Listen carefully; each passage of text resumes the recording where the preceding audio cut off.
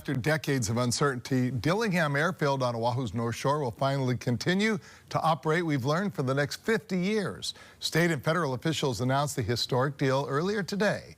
Nikki Schenfeld follows up. For years, the future of Dillingham Airfield looked turbulent with short-term leases.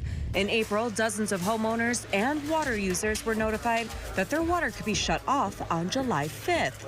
And on the last day of the current lease.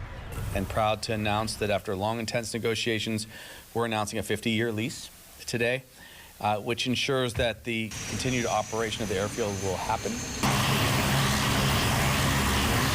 The lease keeps about 30 tenants and hundreds of employees in business. That kind of lease agreement is unprecedented, so we had to go through additional channels in the DOD to get it approved. The DOT, which leases the property from the Army, says the federal government was only able to extend the lease every 5 years, which wasn't enough to secure federal grants. The way our grant assurances work with the FAA, once we get a grant in an area, we need to guarantee that we'll fulfill those grants for the next 20 years. With a 5-year lease, it's impossible. With a 50-year, we can put 30 years of funding into that area to ensure that we can rebuild that airfield, to make it better for everybody.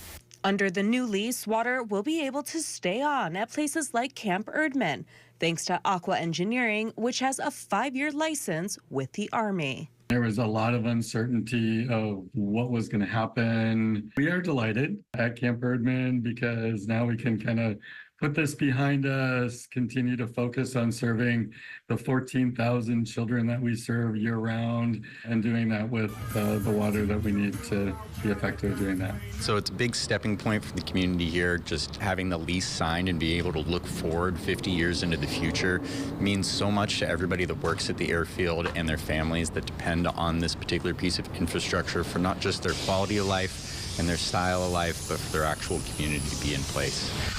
Nikki Schenfeld, KHON 2 News, working for Hawaii.